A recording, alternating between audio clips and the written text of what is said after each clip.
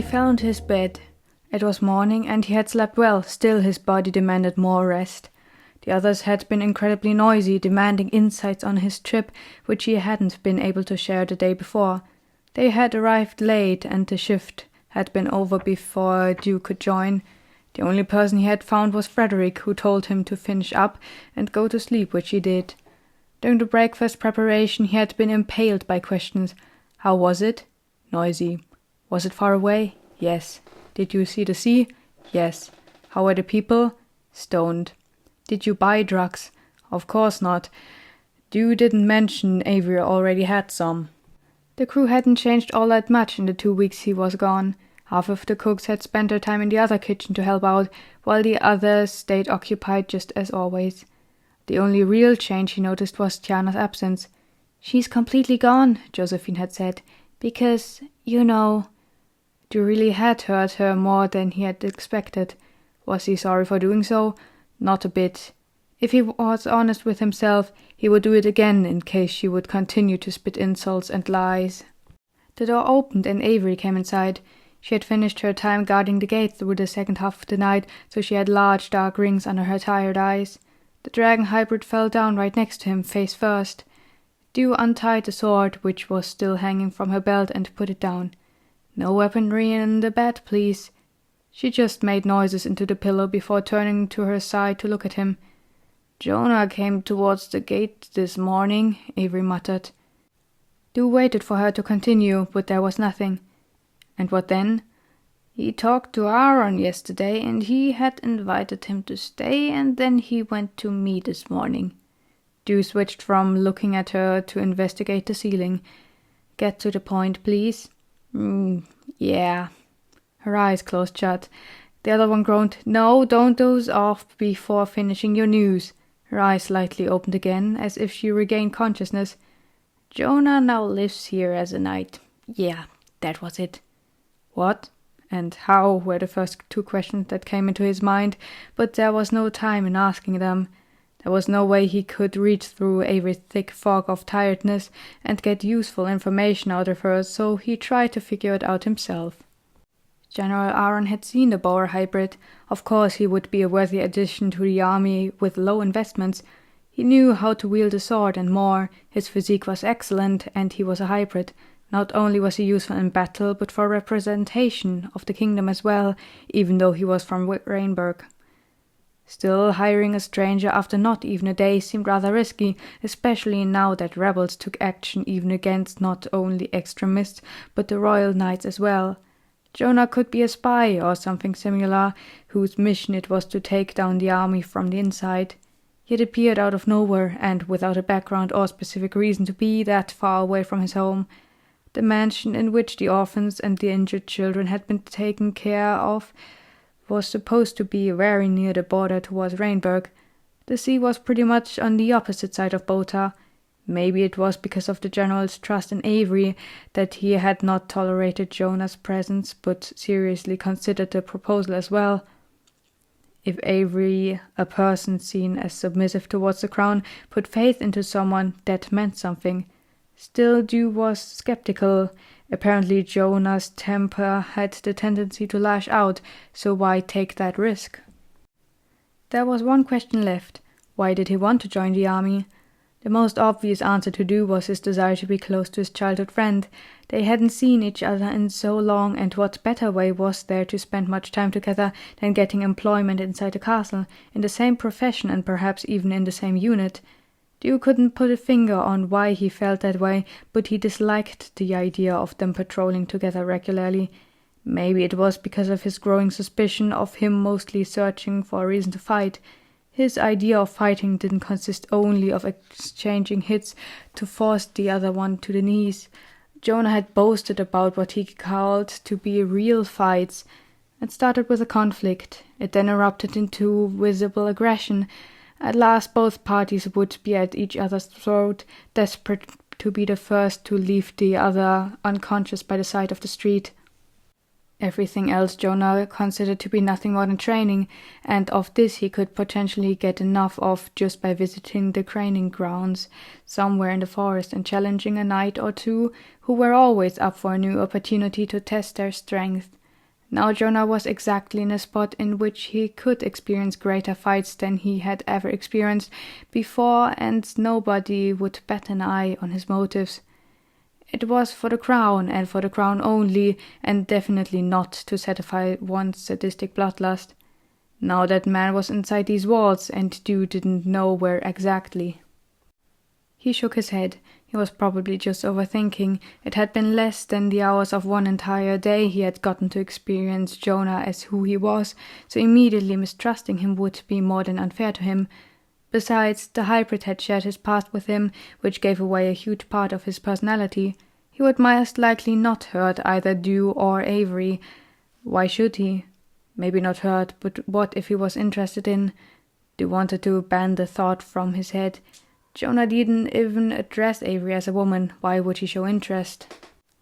He buried his head in a pillow. It was as soft as he imagined a cloud to be, and closed his eyes. Dew replayed the last day, especially all the memories connected to Jonah. His face with the piercing blue eyes, and he had even discovered a slightly wavy scar next to his left one. The bag of things he carried, which had been a home for him for some time. How long had we been traveling? Why wasn't he with Avery's mother anymore? His loud voice blaring out straightforward and honest commentary about his views on the world. The man surely was entertaining and weirdly charming, even though he slightly frightened Dew. And he could make her laugh. Oh, how he envied him in that aspect. Maybe it was nothing more than jealousy he felt towards the newcomer. The two met by accident while Dew was on his way back from the dining hall to the kitchen in the evening, and crossed the corridor in which semi-important people like Aaron had their quarters and meeting rooms.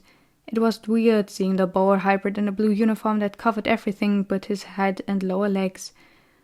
The whole image just felt wrong, like a slice of bread with jelly on top dropping to the ground and landing on the side without the jelly. Possible but unexpected, while being both satisfying and unsatisfying. Dew tried to act somewhat surprised to see him. "What are you doing here?" he asked as he passed Jonah, who was leisurely walking in the same direction as him. "Want me gone already?" "I didn't say that. I just didn't expect you to start working here immediately," Dew explained himself.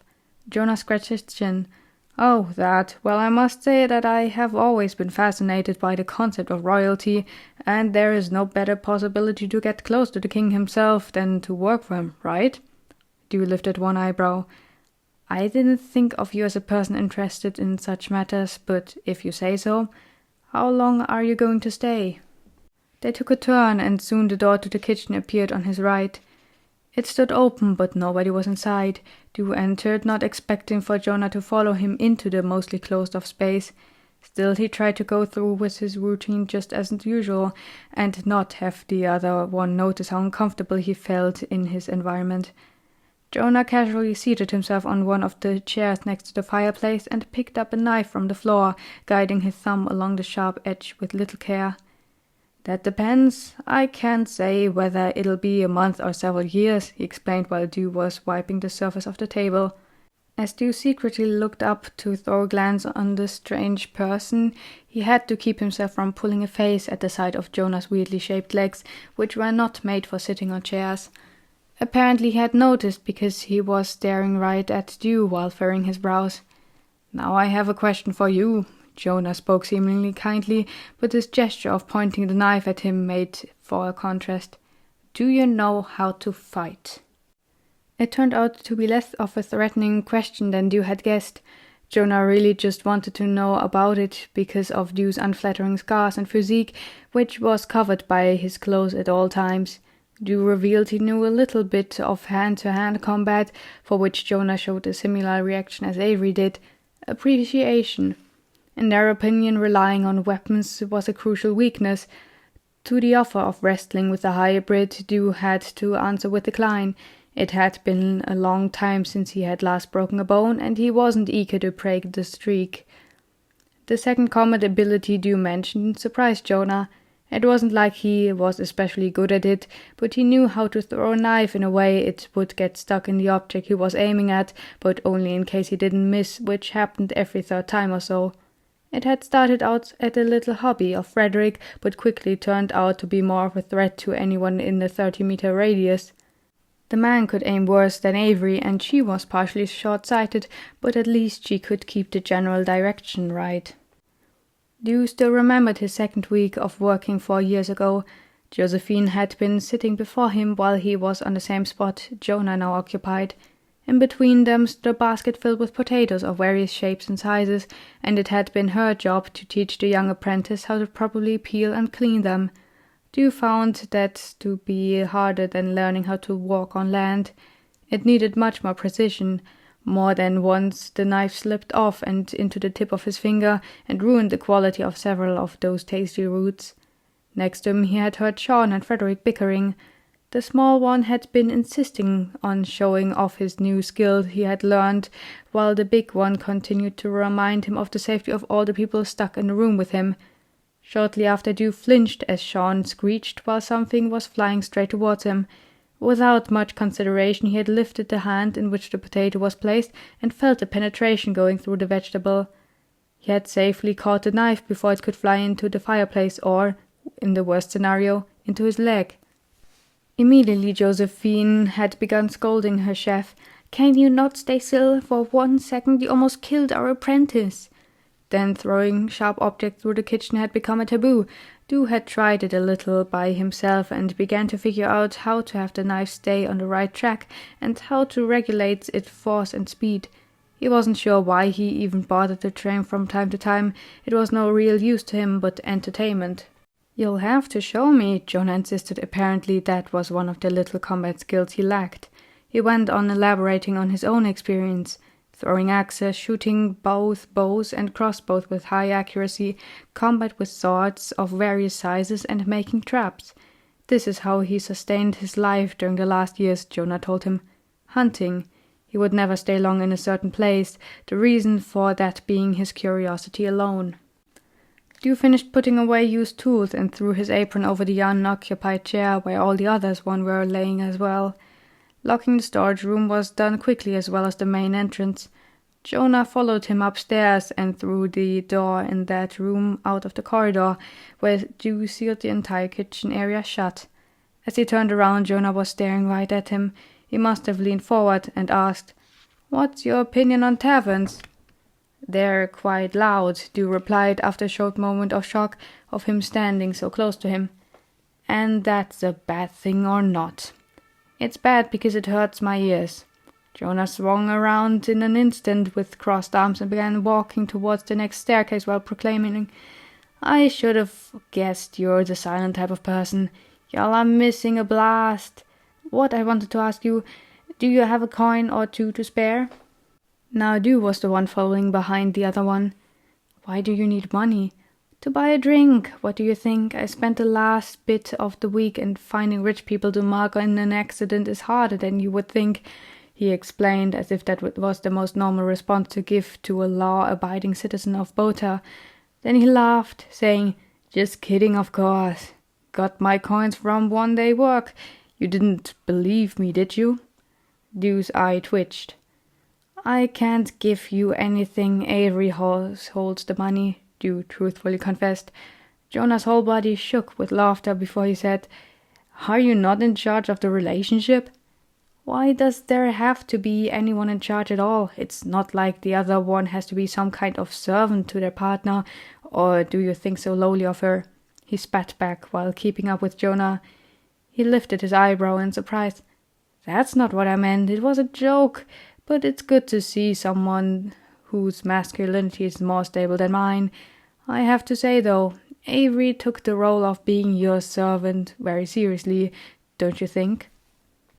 After the last shift he returned and found their room was empty, but Dew immediately saw the note on the table. It was her handwriting, more chaotic than a mouse covered in ink running across a sheet of paper, but still readable. "I'm on the roof. I'll be back soon," was all it said. The window was open. How on earth did she get on the roof? Dew knew she didn't put enough trust into her wings to consider flying upwards. He put the note aside and stared outside the window for a while before having made up his mind. To get to the window one had to get through a less than a meter-long square tunnel in the wall because the tilted ceiling didn't allow for any other design. As he reached the end, he could look almost straight downwards, but there was a little ledge over the roof one could carefully step on. His arms immediately lost sensation.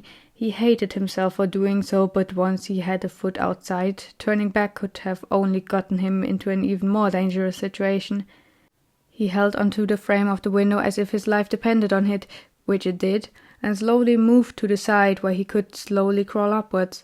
Luckily the roof wasn't made of tiles but metal plates, which did partially burn his fingers, but they wouldn't slip off and crash downward so easily. At least one thing he wouldn't have to worry about, but there was still this Merlin he couldn't quite trust. His legs were shaking enough for him to feel as he let go of the frame and pushed himself upwards while trying not to slide over the flat surface. The sun was beaming down on his back as if to make it even harder for him to not arrive safely on top. One slip and he was dead. One wrong movement and the Merlin would flatten itself into a dish. It took him painfully long to reach the tip, which was 3 meters in height.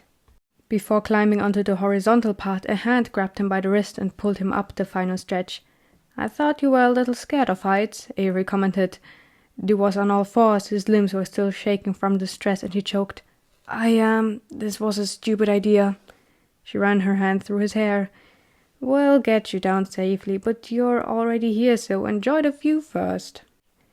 If it weren't for her forcing him to his feet, he would have stayed on the same spot in the same position for much longer, perhaps even until he would die.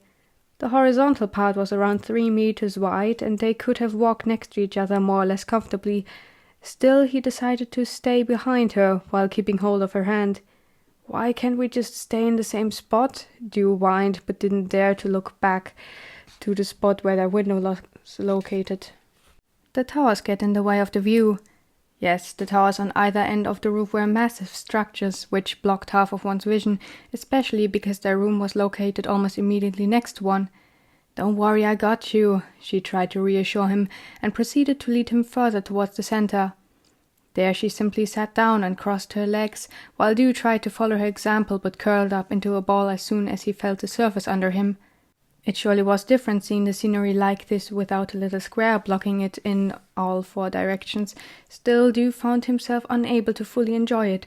Falling down would definitely mean his end, a short but very distressing one. Avery began to ramble. "After the rain the view is so clear I could even see the place near the lake we met. Oh, and I wish we could go to the opposite side. I've never been on the roof over there, but at early night I bet you can see all the lights inside the houses in the city below. If you look closely over there, you can see Sattersfeld and their corn barns. They always color them in this funky red, but some think grass green looks better, but it really doesn't. And the hills behind there are very pointy, you can barely see them, but they belong to Rainburg." Dew swallowed hard to suppress the deep urge to have his dinner reappear on Earth. "That's really pretty, but aren't you short-sighted?" "I'm not blind, fishy, and I borrow a telescope if I can. Not today, though." She slung her arms around his waist, which pulled him in closer. He panicked, and his hand stretched for Avery's free one, which he found and almost clawed at, just to have some kind of safety reassurance. She laughed at his fear, to which he responded by muttering, "You're not the one who could potentially die from this." You're right. I didn't tell you to follow me, though. That's solely on you. Do you want to go back now?" Did he? No, he wanted to avoid going down there again at all costs, but he knew he couldn't, else he would be damned to miserably starve to death on this roof. It was as if he was frozen in his position, so he shook his head. "Do you need a distraction?" "Yeah, unrelated to that. How was your day?" Drew replied promptly with a shaky voice.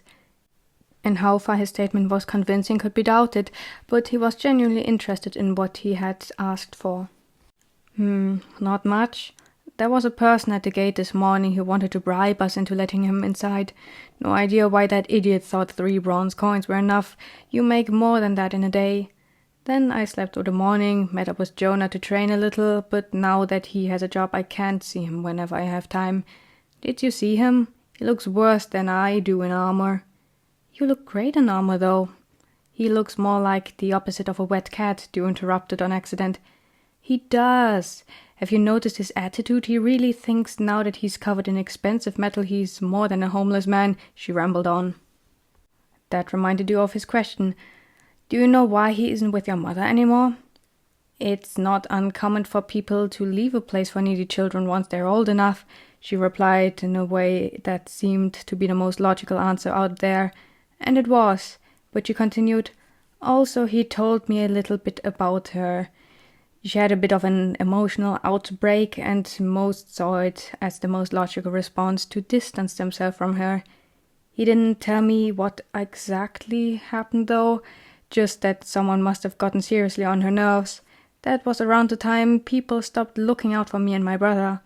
The time before that, a girl called Heat and checked on us at least once a week, but then she just vanished. I need to get the details out of that stubborn boer, and if he doesn't answer, I'll grill him. Literally or figuratively. That depends on him." It didn't even sound like a joke, because everything Avery had said, she had said with wearing an almost blank expression. 10 minutes later, Du found himself begging Avery for them to return, to which she reluctantly agreed to after teasing him about him. Standing up was the third biggest fear he had to overcome. The next problem was switching positions with her so she could walk before him. Avery let him take his time, but he noticed her growing impatient because her words of encouragement became more and more amused mocking. Luckily, she knew exactly where their window was. She had him sit down and effortlessly slip downwards just to keep herself from falling off the edge at the last second. "I want you to go down slowly. I'll wait here and take your hand once you're here," she instructed him. He looked towards her and further, as if he hadn't learned from the first time, because now he could see the grass area before the forest so far underneath him. Du sat still, considered what in the world he was supposed to do, but didn't find a solution. What a stupid idea. What a really, really stupid decision he had made. "Can you not just teleport me?" he whined. "I'd have to touch you for that to work," she explained, clearly annoyed. "So move your ass down here." It was the first time she had ever spoken to him that way, and meant it. He didn't blame her, though. It took him all his courage to turn around and slowly slide towards both death and safety on his belly. Every single moment he expected to feel the edge underneath his feet. It never came, and slowly panic began to set in. "You went too far to the right. I'm on your left." "I'm trying my best." He was indeed trying his best, but it wasn't good enough. As he reached the edge and he looked to the side, he was about 2 meters away from Avery, who had been patiently holding on to the window frame. He heard her sigh. "Just take little steps towards me. If you go slow, nothing can go wrong." He did as told, and soon she stretched out her hand, but he was still too far away to reach it. His movements quickened a little. Just a few more centimeters, and Du could grab her. He was so close and stretched out his hand as well. Their fingers touched for a moment. He felt the warmth, that brief moment of security. Then he lost the connection. His heart sank. He had been too early, he could not properly reach her. And then, instead of continuing what he had done before, his legs gave up underneath him and he fell. Avery's wide open eyes followed him. For a second he could feel nothing at all. Then the wind picked up and there was this feeling of his organs being torn upwards against where the rest of his body was going. There wasn't a single sound escaping from Du's half-open mouth as his head was getting closer and closer to the ground. "I'm going to die," he screamed on the inside as he watched the open window getting further and further away from him. Then it was out of his view. Everything was out of his view. There was only darkness left, and it was as if the entire torso had been squished in between two rocks. That was it. He had died simply by falling off a roof. What an idiotic way to die. There had been no need to get himself into this situation in the first place. How stupid is one supposed to be? That's what he thought shortly before hitting the soft ground. He was panting, but he couldn't breathe. A weight was taking his ability to expand his aching chest, and his heart could not free itself from the prison made of bones and flesh.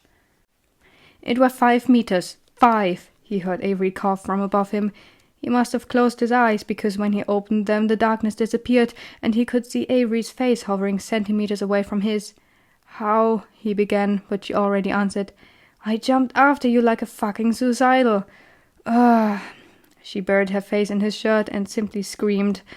Du felt her arms, which had been tightly holding him, loosening up to hold him by the head. Even her legs let go of him, but he still had little space to move. Her scream slowly but surely turned into something which he thought were sobs at first, but after listening more closely it was laughter. "Never again," he stated in a whisper. She lifted her head to stare at him. "Oh, I will shove you into the next building we visit so you can learn how to climb," she threatened while sitting up and pulling him by the collar. He felt the heat traveling into his ears and cheeks. "It was a bad idea, I see that," he apologized in embarrassment. "But I can climb, just not this.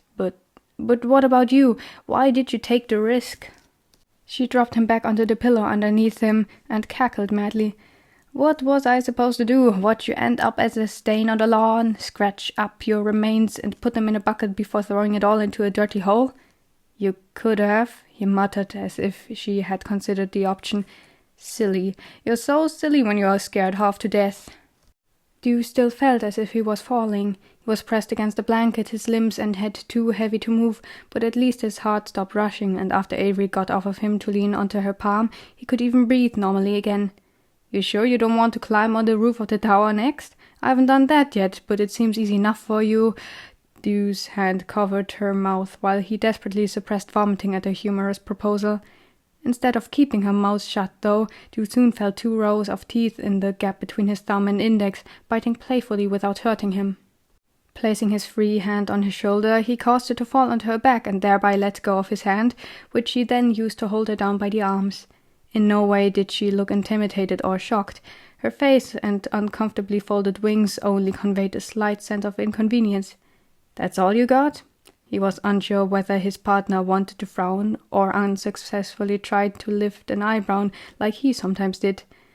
"I haven't done anything like that since last time," Dew replied shyly, readjusting his grip to hold her wrists. For someone like her, it was not as much of a challenge to free herself, but instead of simply throwing him back to where he used to lay, she folded herself around him and rolled to the side. His body shook when they hit the floor, but he stayed painless with her under him. He didn't even blink once, and suddenly it was him who was restrained to the ground, his cheek pressing against the floor by her knee on his head, while she held his wrists onto his back at the same time. "Like this you won't be falling off roofs in a while, I'd say," Avery commented from above, twisting his wrist further than uncomfortable and waiting for him to struggle before she stopped. Dew huffed. "But not from falling off beds, apparently. Get off me." She didn't hesitate to let go, which didn't automatically mean Dew had given up. Quite the opposite. The moment she had gotten up to sit down on the edge of the bed, and he sorted his clothes, he tackled the hybrid. He was delighted to see genuine surprise on his partner's face as she was pressed into the mattress. Still, he didn't know what to do with her arms, and it was too late to react when the other harshly grabbed him by the shirt. Thinking he would soon end up on the bottom again, Dew stretched out his arm to hold him up, but instead he was simply being pulled into a kiss. It was something he thought to himself he could never get used to, which didn't imply that he disliked the touch anymore. In truth, he loved the way her hands wandered from his shirt to the back of his head and neck to hold him steadily. Her knees tightened on his waist while he continued to stand above her on all fours, even though he desired to fully collapse into her. Shortly after, he had his hands on his back, laid underneath her, and heard his heart beat in his ears. Dew felt the metal buttons of her shirt against his chest, moving as they shuffled further into the bed center. His breath changed into shorter huffs before he was aware of it. And then she continued to go further into the kiss, parting their lips for a moment just to reconnect shortly after. It hadn't been his intention, in no way, but after they had switched places, she had already known what he began to want out of this. Maybe she had intentionally provoked it, and he verbally confirmed it to her. It was different from last time. The environment was comfortable, he was less nervous. Avery was the one on top of him now, and had covered his eyes loosely with his bandana. Dew had unconsciously dug the fingers of his left hand into the sheets. The other arm he used to bite down on, wanting to suppress any sound and further weakness before the mighty night. There was an equal amount of pleasure and guilt he felt. Guilt because he still wasn't sure if Avery had been lying about her opinion on this. There was also the comment from Jonah of her viewing herself as a servant, which deeply unsettled Dew. He would hate himself for the rest of his life if he was the kind of person he desperately wished to kill. The factor which made him believe the opposite was because she offered it to him. The pleasure was there for obvious reason. His arm was seized by her hand and removed from his mouth. "I'd prefer you not bite holes into your arm. Besides, nobody but me can hear you," she commanded softly, and placed his hand on the lower edge of her shirt, under which he felt the scales of her thighs. He was still panting softly, even after she got off him to lay it down in her usual spot, placing one of his hands under the V-shaped collar. The Merlin cursed himself. He cursed himself for the lack of composure, his sensitivity, and the fact that he was cursing himself. While taking off the bandana, he continued to keep his eyes closed, following the logic that she couldn't see him if he couldn't see her. She was seeing him. Avery saw him at his weakest, and that not for the first time, and still she didn't abuse his weak spots. As he regained his composure, he decided it was only right to show some kind of care to her. Last time he had simply vanished, leaving her behind in the rain, while she had taken the step to do this act for him. The shame brushed over him again. Hesitantly he put his arm around Avery, stroked through her hair and then over her horns. Her eyes were closed and the head tilted toward his chest and shoulder. A sigh went through her body while he continued a motion along her horns. "You're not getting anything out of this," Stu realized out loud, and went into a full embrace. She huffed weakly. Maybe it was supposed to be a chuckle. "Nothing but second-hand satisfaction, but that's more than I used to get." "There must be something, though, which can help you to get more out of this, though," he practically complained, almost stumbling over his words. "I don't feel good about it if you don't." "Can this body even get anything out of this?" she asked, and Stu felt she was truly wanting to know. "I mean, Sue said yes, but—" "I'm pretty sure," he suspected, even though he felt stupid by saying so as a man without any prior experience. She yawned and stretched before reaching out for the blanket to pull it on top of her half-undressed body. "I guess for me it doesn't matter. I barely even feel anything like pleasure or intense pain in most of my limbs. Just the numbness of a corpse." He kissed her neck and asked, "But you feel this, right?"